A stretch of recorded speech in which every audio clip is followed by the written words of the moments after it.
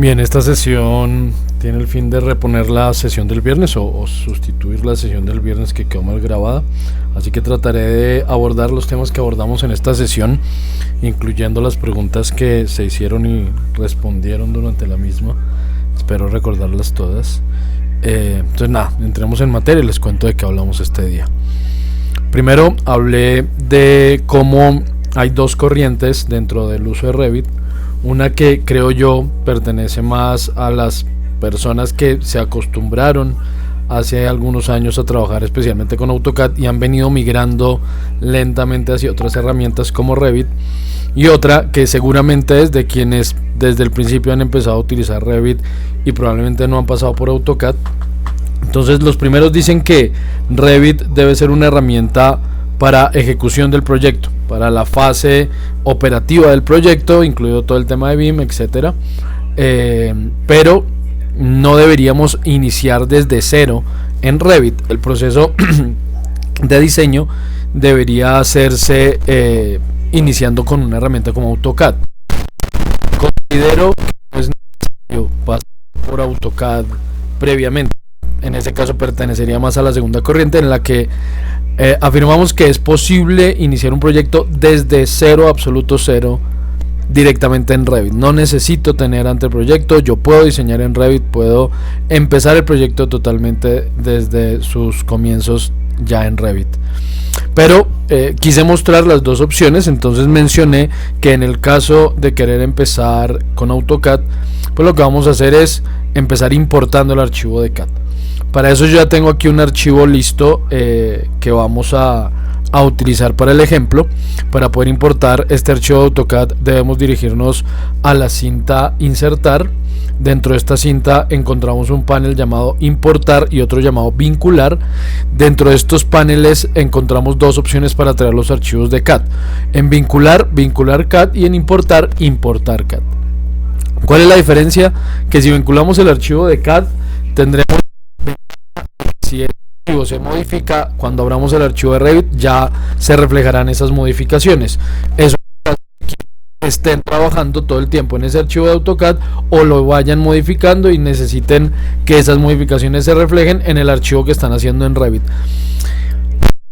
Pero tiene una desventaja, y es que en ese caso tendríamos que transportar el archivo con el archivo AutoCAD siempre, porque al estar vinculado él siempre va a estar llamando el archivo.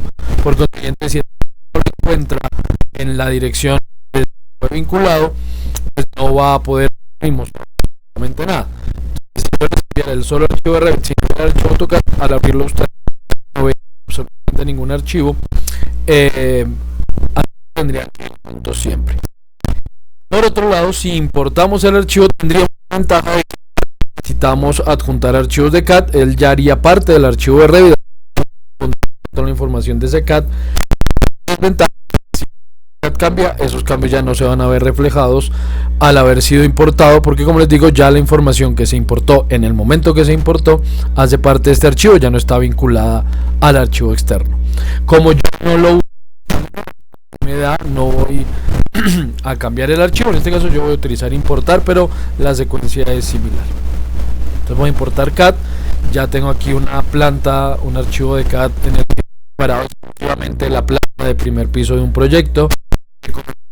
De esa manera tener los archivos de AutoCAD, información, fachadas, mismo archivo. No es recomendable que lo traigan de esa manera, porque se vuelve un lío trabajar en un archivo tan información.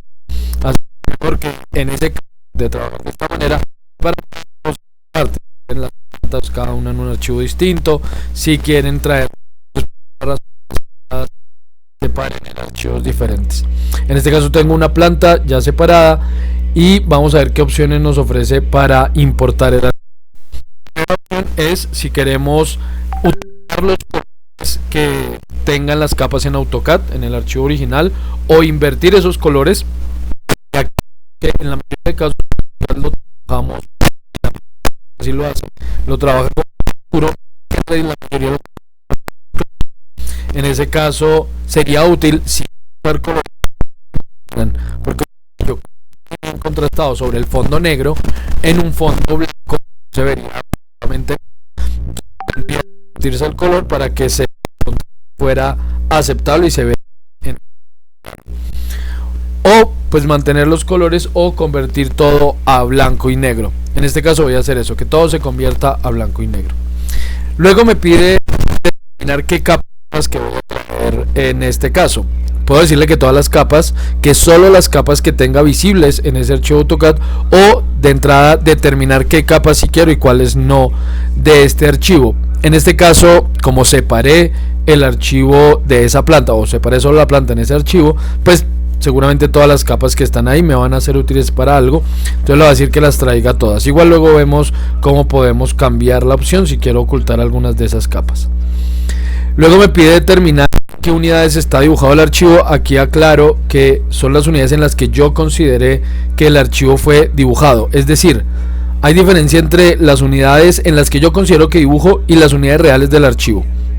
Normalmente, especialmente cuando trabajamos en arquitectura, el archivo de AutoCAD viene configurado por defecto para trabajar en milímetros, es lo habitual.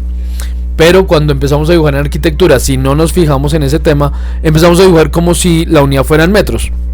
Entonces dibujamos líneas de 3, 4, 5, 6 unidades, considerándolas como si fueran, repito, metros, a pesar de que la configuración real de AutoCAD indique que la unidad que estamos trabajando es milímetros.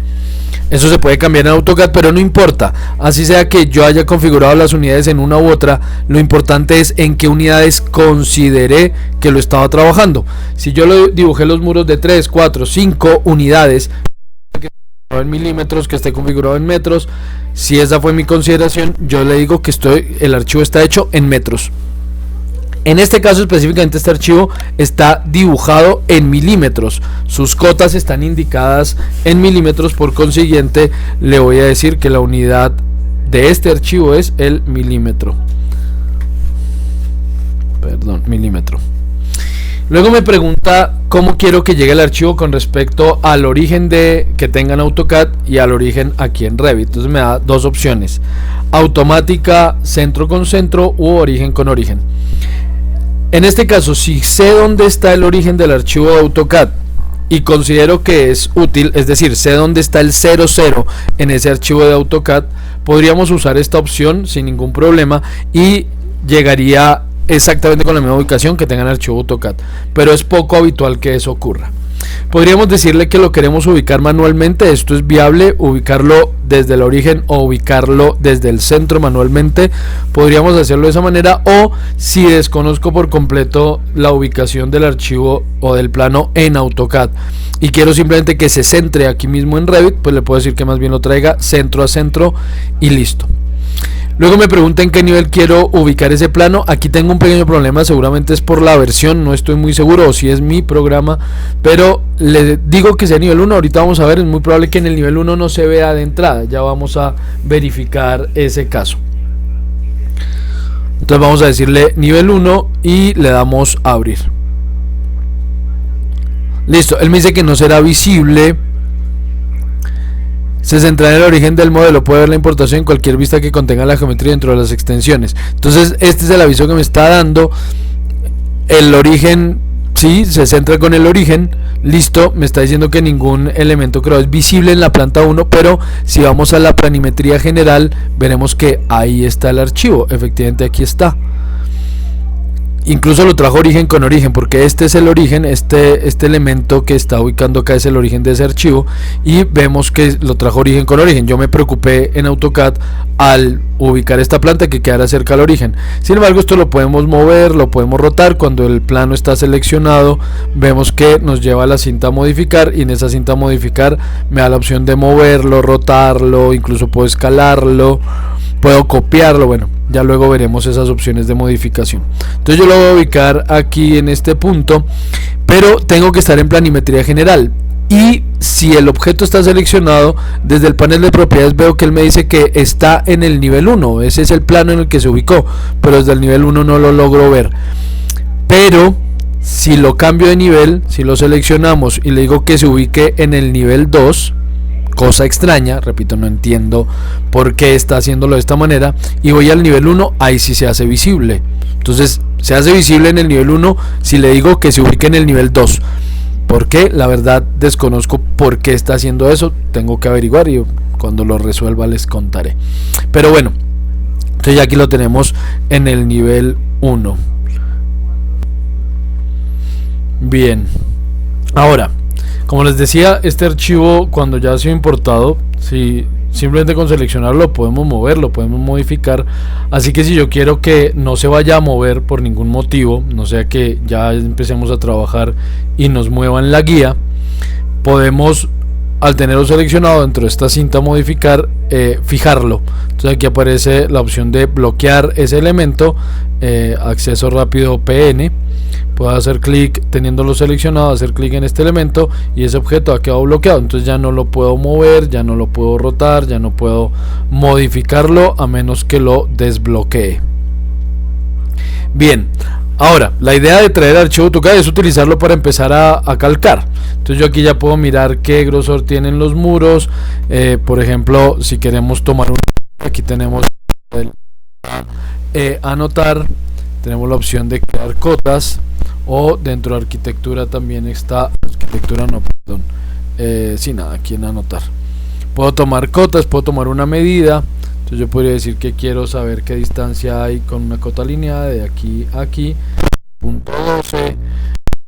Estamos trabajando en metros, ya lo confirmo porque yo todo el tiempo les he dicho pues que estamos aquí trabajando en metros, pero no les he indicado cómo verifico que así sea. Entonces vemos que tenemos muros de punto 12, aquí seguramente tenemos, es que parece que es muro doble, ¿no? 24, doble muro de 12. Entonces bien, la idea sería en ese caso entonces vamos a arquitectura, vamos a muro. Ya en la siguiente sesión explicaré cómo configurar los muros y todo ese tema. Entonces yo le voy a decir por aquí quiero por ejemplo muros de 20 centímetros que los quiero hacer a partir de la cara exterior terminada y empezar a calcar el muro. Entonces me voy aquí por el contorno del muro, voy seleccionando los puntos de referencia que me está dando el dibujo de AutoCAD y aquí vamos trazando el proyecto. Esta sería la intención de traer un archivo de AutoCAD. Repito, no es la forma en la que yo trabajo. Yo habitualmente, si parto de un archivo de AutoCAD, partiré para las medidas. Entonces si aquí me dice que el muro tiene 5.4 metros, pues yo utilizaré para calcar. Pero bueno, si ese es el uso que le vamos a dar, entonces sería configurar algunos elementos de ese objeto. Primero, como que se blanco y negro, pues todas sus capas se han convertido en negro, por consiguiente es difícil de diferenciar al tener todas las líneas negras, especialmente si el modo visualización fuera en línea, pues los muros de Revit van a verse negros, igual que como se está viendo el archivo de AutoCAD. Miren, este es el muro y las otras líneas son el archivo de AutoCAD, así que se hace bien difícil diferenciar unas con otras. Entonces tendríamos que mejorar la visibilidad configurando algunos parámetros. Vamos a, sin tener absolutamente nada seleccionado, y eso lo aclaro de una vez, el panel de propiedades, panel que por cierto ya aclaro cómo se abre. Ya hay dos cositas que voy a aclarar en un momento. Este panel de propiedades que tenemos desplegado aquí al costado izquierdo me muestra, valga la redundancia, las propiedades del objeto que tenga seleccionado. Si tengo seleccionado el plano, pues me muestra las propiedades de ese plano. Si no tengo nada seleccionado, me está mostrando las propiedades del plano en el que me encuentre. En este momento me están mostrando las propiedades del nivel 1, de la planta de nivel 1. Dentro de esas propiedades hay una que se llama modificaciones de visibilidad.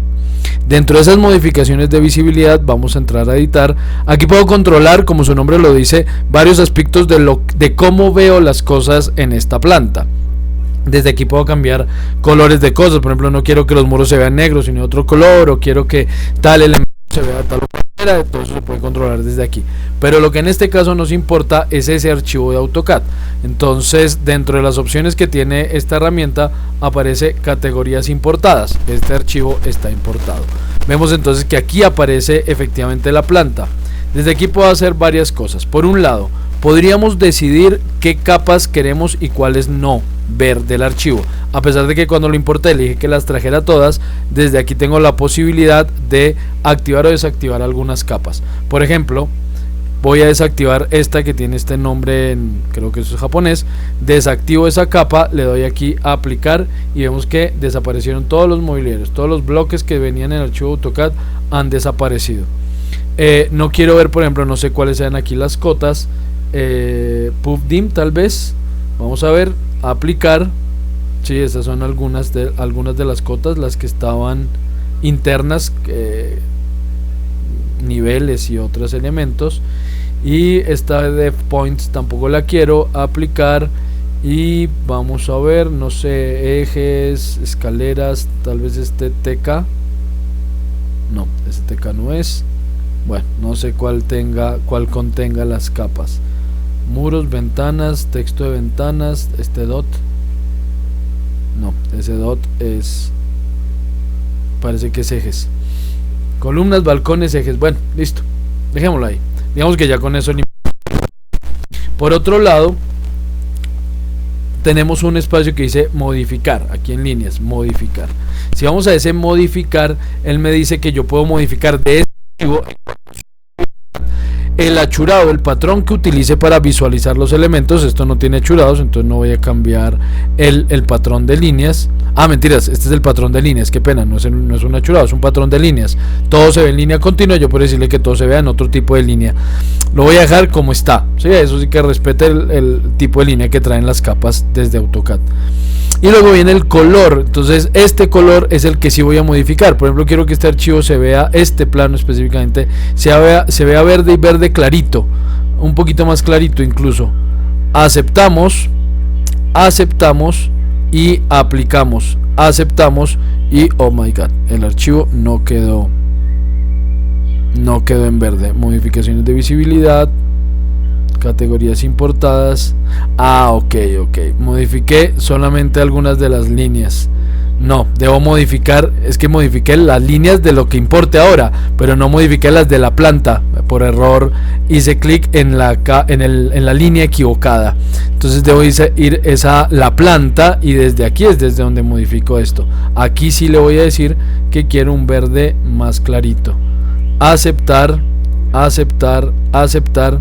Y no, porque no me está editando esto. De nuevo, tiene que funcionar. Categorías importadas.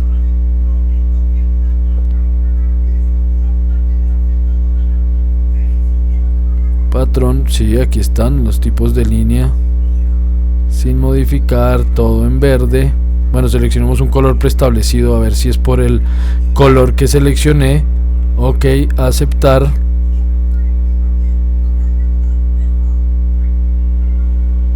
Listo, aplicar.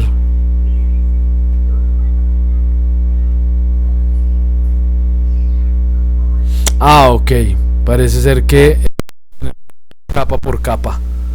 Entonces voy a decirle que todas las capas, modificar, sí, va a tener que ser capa por capa.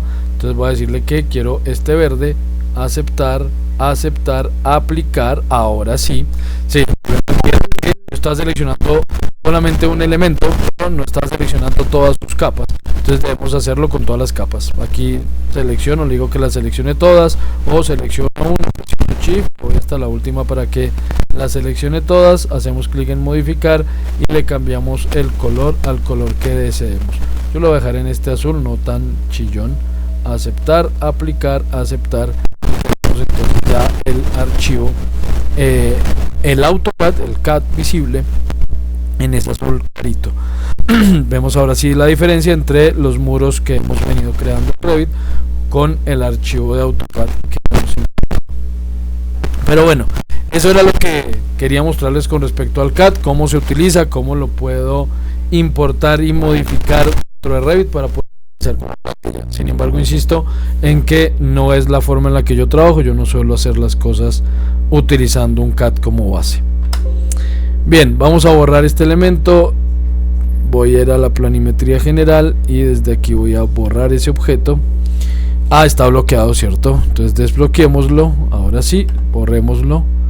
Listo, borramos esos elementos. Ya no tenemos plano alguno. Bien, si no es así, ¿cómo empezamos el archivo desde cero en Revit?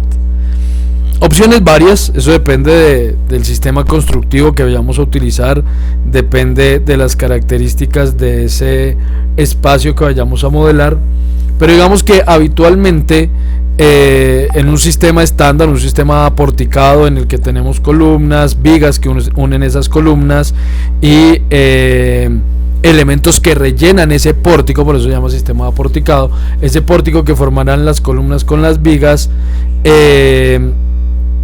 Lo no habitual será crear una guía, una rejilla de ejes, una serie de ejes o un patrón de ejes que determinen intersecciones para crear la estructura de ese espacio. En ese caso vamos a ir dentro del panel referencia. Aquí tenemos dos opciones o dos herramientas, rejilla y nivel. Las rejillas están disponibles desde cualquier planta, los niveles solo estarán disponibles en los alzados. Ahorita vemos los niveles. Entonces yo le voy a decir que voy a hacer una rejilla.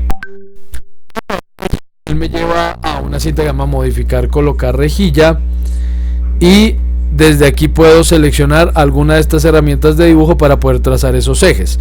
¿Cómo funcionan esos ejes? Simplemente hago clic en un punto, desplazo el cursor, clic donde quiero que termine ese eje y acabo de crear el primer eje al que él automáticamente numeró o nombró como 1.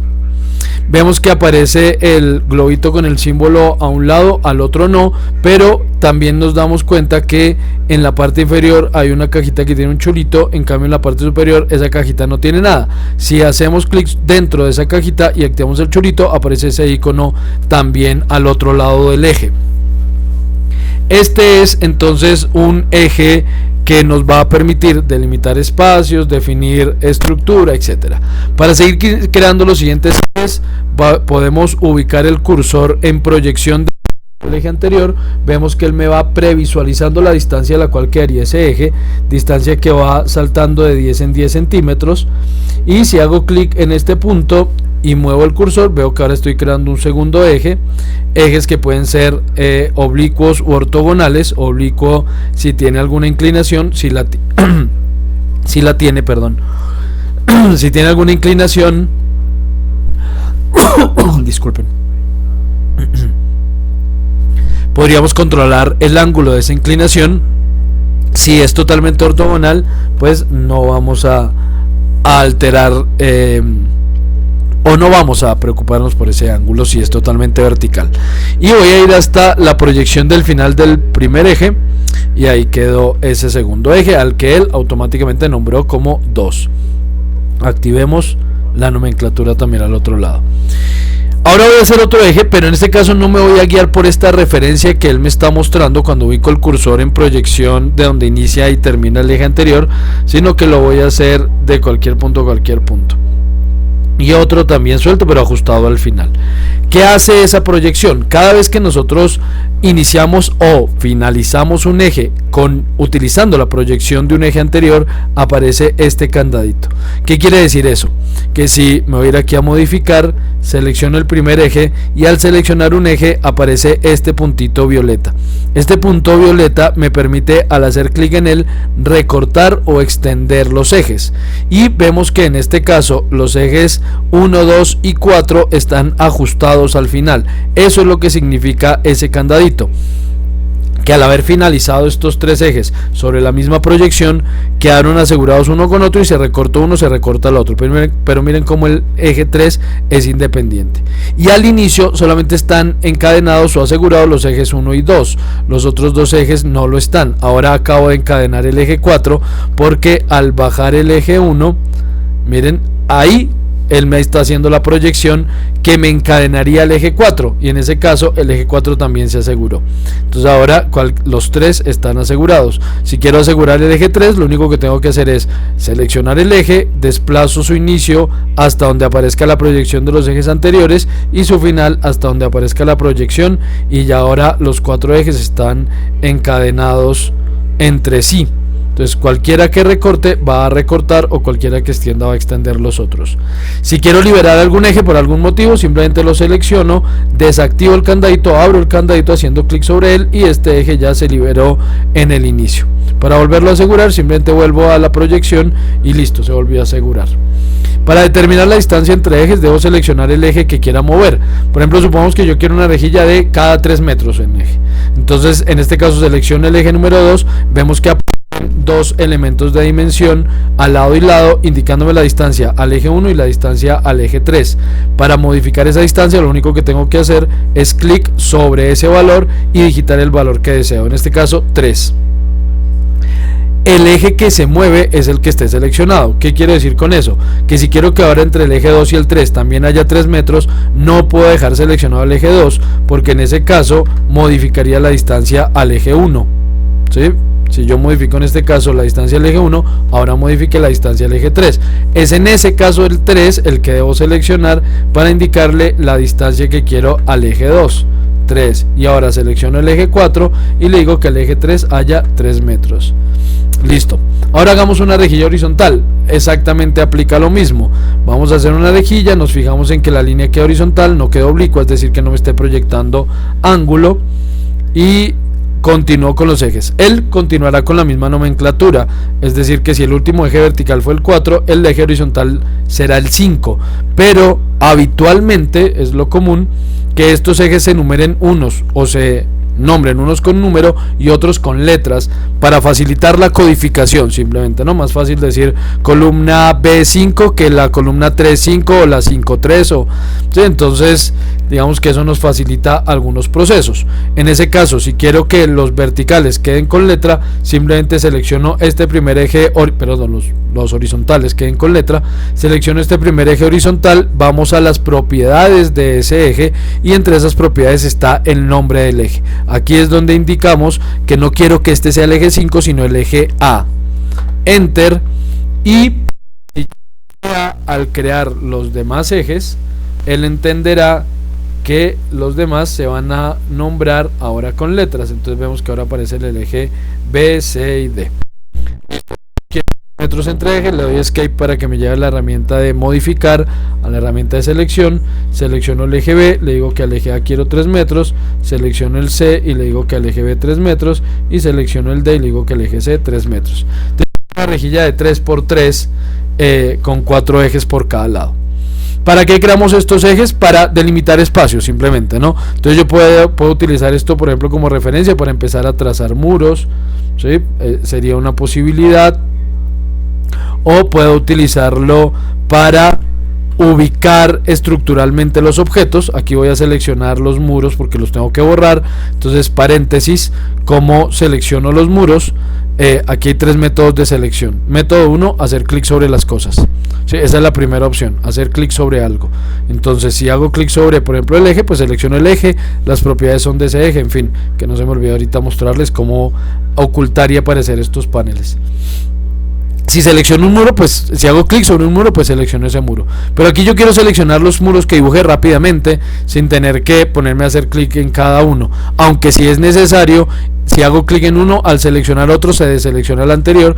En ese caso, si quiero agregar a la selección, debemos presionar la tecla control e ir haciendo clic en los elementos que quiero agregar a esa selección. Si quiero quitar alguno, presionamos la tecla alt, hacemos clic, la tecla Shift, no Alt, disculpen, la tecla Shift, y hago clic sobre el objeto que quiero quitar de la selección. No me está quitando la selección. Shift, ya, ahora sí, listo. Entonces Shift, hago clic sobre el objeto seleccionado que quiero quitar de la selección y listo. Pero si quiero seleccionar más rápido, puedo utilizar las opciones de ventana. ¿Cómo funcionan las ventanas de selección? Hago clic fuera sobre ningún objeto y desplazo o despliego una ventana de izquierda a derecha. No importa si es de arriba a abajo, de abajo a arriba, pero lo importante es que sea de izquierda a derecha. Esta ventana seleccionará lo que quede totalmente totalmente dentro de ella. En este caso veo que seleccionará los 3 muros que tenemos en la parte de arriba, los 3 muros de abajo no quedan seleccionados.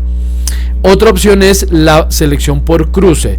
Igual que en el caso anterior, por ventana hago clic fuera sobre ningún objeto, pero en este caso no desplegamos la ventana de izquierda a derecha, sino de derecha a izquierda.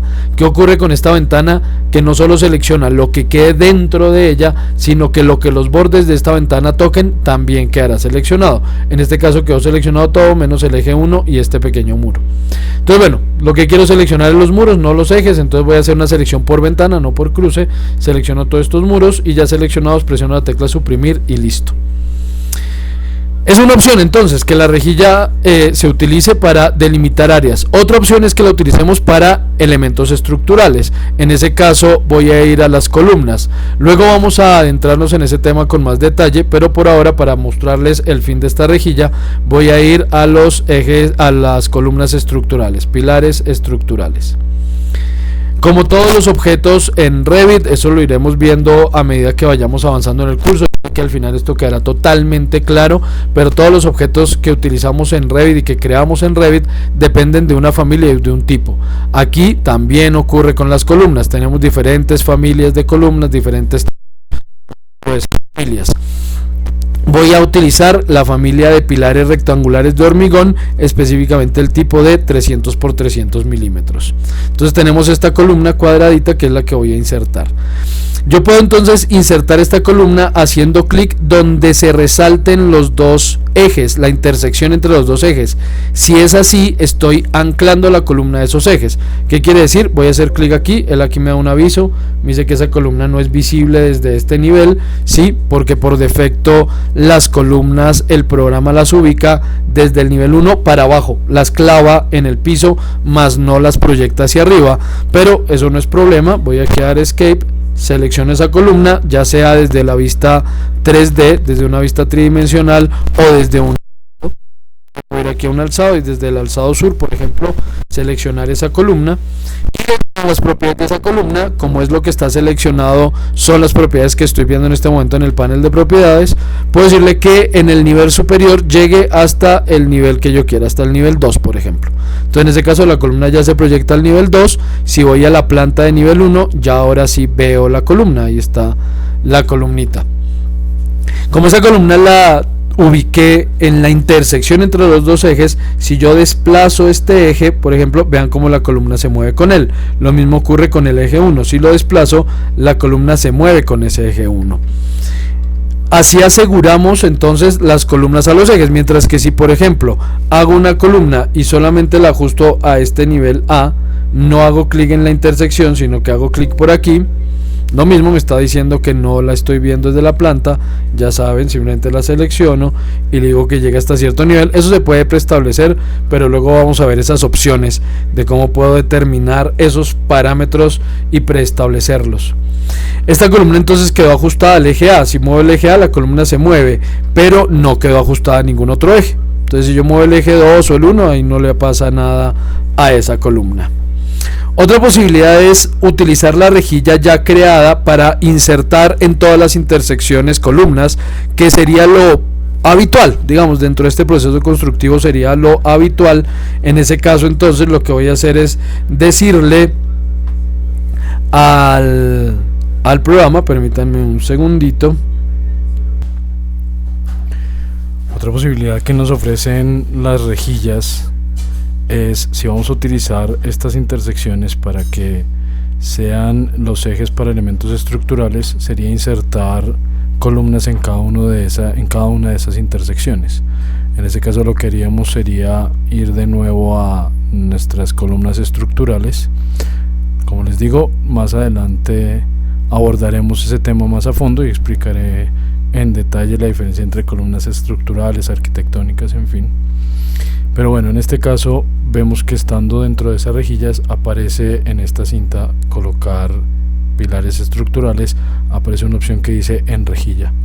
En este caso vamos a esa opción, él me pide seleccionar cuáles de los ejes voy a utilizar para insertar columnas. Vamos a seleccionar todos los ejes. Ya seleccionados damos clic en finalizar Él me advierte de nuevo que se ha creado algo que no estoy viendo en esta planta, bien, pero efectivamente veremos que se han creado esas columnas. Simplemente voy a seleccionarlas, les voy a decir a todas en conjunto que lleguen hasta el nivel 2. Listo, y veremos de nuevo en la planta que en cada una de las intersecciones de la rejilla hay una columna, y si desplazamos cualquier eje, las columnas han quedado ajustadas a ese eje, tanto los horizontales como los verticales. Bien, esto fue lo que hicimos durante esta sesión. Espero que nada se me haya pasado. Cualquier cosa que haga falta pues la aclararemos ya en las próximas sesiones. Muchas gracias, y ya espero subir este video pronto para que lo puedan visualizar. Que pasen buen día, buena noche, y nos vemos pronto.